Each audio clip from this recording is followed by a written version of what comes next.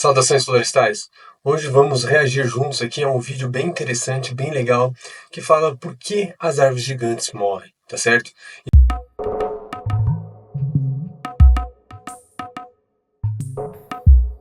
Então, os cientistas, eles estão na Amazônia, tá? Onde eles estão em clareiras, tá? E que clareiras são essas? Quando a árvore cai, certo? E ela forma aquele espaço no meio da floresta. E eles conseguem encontrar essas clareiras através de imagens de satélites. Então, como o estudo deles é para descobrir como as árvores morrem, principalmente as gigantes, eles acabam localizando essas clareiras e indo até elas, tá certo? E chegando no local, eles analisam esse espaço para entender o que está acontecendo, tá? Para saber a espécie da árvore, o tamanho dela e outros dados científicos aí. Beleza? Então, nesse vídeo produzido pela Mongabay, né, onde eles acompanharam os cientistas, nós vamos descobrir como é feito esse processo, que é bem interessante, porque eles dão algumas diretrizes, alguns caminhos para a gente entender como funciona a floresta e o futuro dela também. Beleza? Então vamos lá.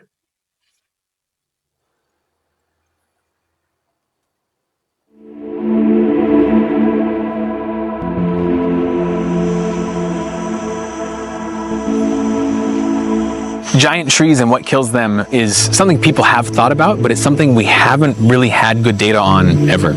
So while we know they're really important, we know they have these big effects, we don't know when, where, or why giant trees die really anywhere in the tropics, which is a really important knowledge gap.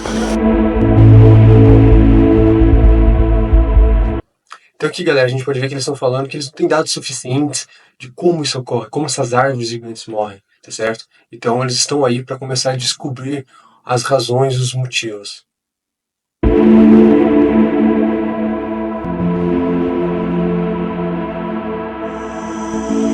Essas árvores são como uns monumentos da floresta. Para elas chegarem a esse tamanho e para viverem tanto tempo, centenas de anos, elas tiveram que sobreviver a um monte de coisa. Elas são uma em milhões que conseguiu chegar nesse tamanho. Quantas vezes alguém já passou perto dessa árvore? Quantos animais já passaram perto dessa árvore nessas centenas de anos? Quantas coisas já mudaram no nosso clima, no nosso planeta, toda a história que elas já... Essa análise aqui, a gente pode ver que eles têm imagens de drone também, que auxiliam eles na descoberta ali de quais árvores eles têm que analisar, e principalmente as clareiras, tá certo? E aí tem algumas diferenciações, que até identificação de espécies, tá? Já vivenciaram.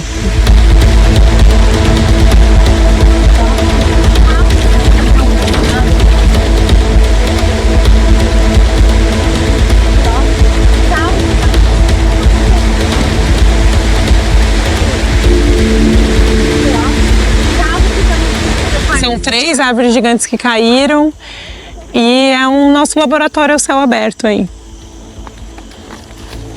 Então, a gente chegou na clareira e estava tentando entender o que causou essa clareira. Com certeza não foi uma ação humana direta. Pela evidência que a gente tem, a gente consegue ver daqui esse emaranhado, né? De galhos. Tem muita coisa acontecendo. Nesse caso aqui foi essa árvore bem grande que derrubou mais umas 2 árvores. 65.0. São gigantes. Galera, um detalhe bem importante. Quando ela fala um emaranhado ali de galhos, de árvores, o que acontece? As árvores, normalmente as gigantes, até mesmo as árvores que estão abaixo do céu, certo? Aquelas que ficam ali naquele extrato, o que acontece? Elas estão emaranhadas com cipós, né? Outras plantas, galhos. Então, quando essa árvore que é maior, ela vem a cair, pode ocorrer dela arrastar as outras, além do seu próprio peso, caindo sobre algumas espécies, certo? Então, começa a ter aquele bolo de coisas ali. Árvore gigante, a partir de 50, essa árvore, ela caiu, tá com entre uns 15, de 20 a 15 días, entendeu? Que esa árvore cayó. Este fue un disturbio por viento porque hay algunos árboles más pequeños también que están partidos y también algunos de las hojas de los árboles que se cayeron, que fueron desenrazados, tienen todavía algunas hojas verdes y también todavía tenemos madera que es muy fresca. Entonces sabemos que este árbol se cayó cuando todavía estaba vivo. Quando ela morre, a quantidade de nutriente que tem aqui, a quantidade de luz que ela libera, vai criar um recomeço aqui de uma nova vida.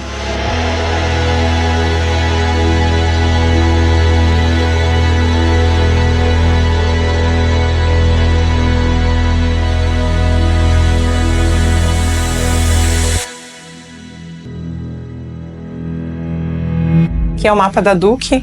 Essa área da Duque é de 10 km² e tem esse sistema de grid aqui.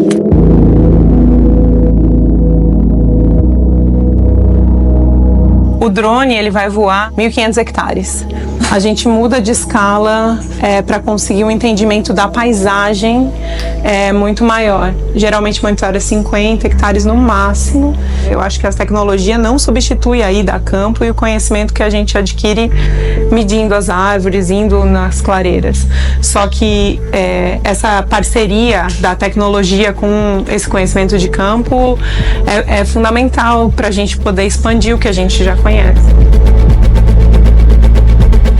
Então é isso, né, galera? Vocês viram aqui nessa parte interessante que não é só a parte de drone, que além de um alcance gigantesco de 150 km, mas tem um trabalho de campo, tá? Precisa sim, ainda, né, pegar as trilhas, como a gente viu ali no começo do vídeo, o pessoal pegando chuva, passando no meio da mata para chegar na clareira. Então eles têm que fazer as duas partes. São as junções dos dados que dá um estudo completo, né, complexo aí, com rico informações em dados. Então, a parte que eles não conseguem chegar normalmente de baixo, eles complementam com a área de cima. E também, né, localizei, como comentei, as áreas em que eles precisam estar chegando, medir o tamanho das clareiras, medir o impacto entre diferentes clareiras, tá? Então, assim, as árvores gigantes, elas ocupam muito espaço. Mas para fazer um cálculo bonito ali, certinho, tem que ir lá a campo, coletar todos os dados certinhos e enviar o drone para fazer as imagens e coletas, e além ainda de usar programas, né, que analisam o terreno e as diferenciações das copas entre árvores, né, que estão ali naquele dossel. Based on the patterns of damage, we think that there's a good chance this could be a lightning strike, which is something we've been looking for the last week, so that we can do some training with the team, so that when they see lightning strikes in the future, they'll be prepared to identify them. There are lots of things that can kill trees. Droughts, wind. When we get here and we see this tree broken, straight away we can think about wind as one of the causes. But we have enough evidence that looking at the canopy just tell us that this is probably lightning and not wind. Aqui, galera, olha que interessante. Eles estão falando, né, que poderiam achar que era por causa do vento, né, ou outra coisa. E aí, né, a melhor dedução que eles têm é porque foi essa causa dessa morte dessa árvore, por exemplo, que eles estavam mostrando, é por raio. E como se confirma? Por imagem de cima, analisando a copa. Porque se você olhar só o tronco, às vezes embaixo, não pode te dizer muito. Apesar que, quando está bem partido, né, que é evidente, se deduz que é um raio porque ele tem essa capacidade. Mas analisando de cima, você tem uma imagem que te complementa a informação que você está já julgando embaixo. Então, o que você poderia achar que é vento, quando analisa por cima, vê algumas evidências que falam, não, espera aí, isso daqui foi raio, não é verdade. Isso aí tem algumas diferenciações. Óbvio, parece que não é interessante saber, a árvore caiu porque pode raio de vento, por estar seca. Não, isso aí é um dado importante, porque vai servir para outras coisas. Porque há algumas evidências aí que a gente vai descobrir no vídeo que é bem interessante a causa desses raios, por exemplo, ou que inflige a quantidade de raios. You can look at these trees that are here, and from the tree that would have been directly struck by lightning, the one that would have received all that current. You sometimes can have many trees dead, standing dead together, but not with this pattern of like very centralized damage.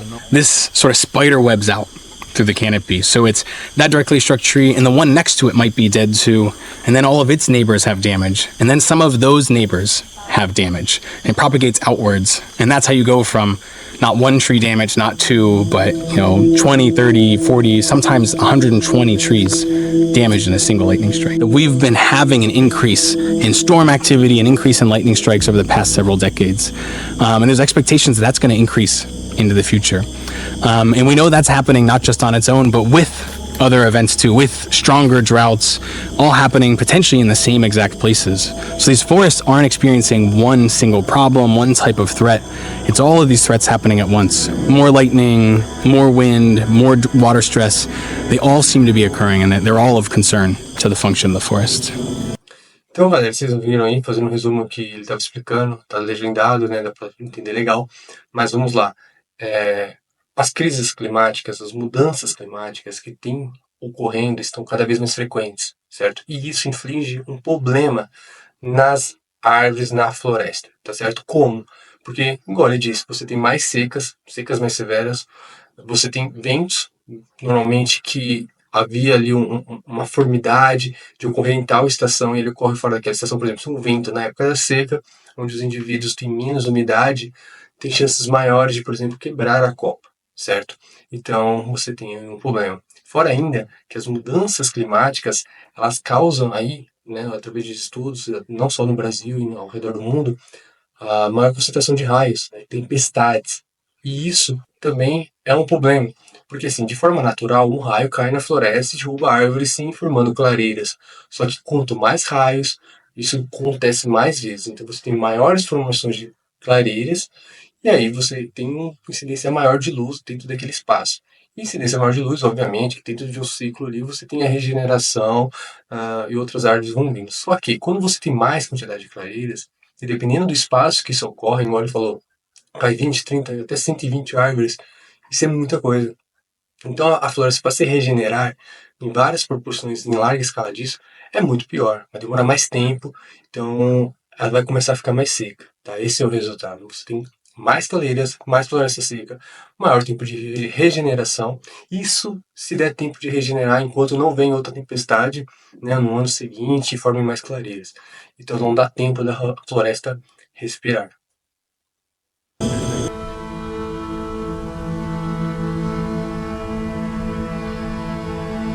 A gente acha que a gente vai conseguir fazer necrópsia de mais ou menos umas 1.000 árvores, o que é um número bastante grande e que vai permitir com que a gente calcule essas taxas de mortalidade, a causa de mortalidade de cada dessas árvores também. Uma floresta dessas que tem essas árvores que são os monumentos da floresta, ela não vai ser uma coisa que a gente consegue repor e reconstruir muito fácil. Elas têm uma importância gigante para a estabilização do clima do planeta, né, para o clima que a gente, para a manutenção e mitigação de mudanças climáticas, mas ela também tem essa importância para a floresta que é quase incalculável.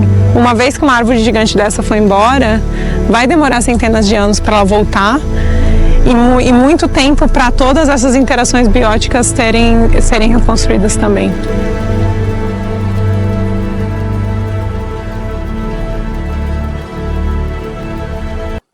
É isso, galera. Vocês puderam acompanhar aí, né, os dados que eles estão estudando, levantar qual a importância, o que isso implica. Temos imagens belíssimas de árvores incríveis como a Amazônia tem, então a gente tem um estudo super importante para entender as mudanças climáticas no planeta e como isso pode infligir na floresta, porque a gente já sabe que o ambiente está mudando, a agricultura está passando por problemas, as florestas estão ficando mais secas, os rios estão secando, principalmente no Brasil, tá? É um dos locais que mais vai sofrer aí com as mudanças climáticas, mas não só aqui, né? No mundo todo o tempo tá louco. E é isso, galera. Se você gostou desse vídeo, deixa seu like, curte, compartilha. Tamo junto e até a próxima. Valeu!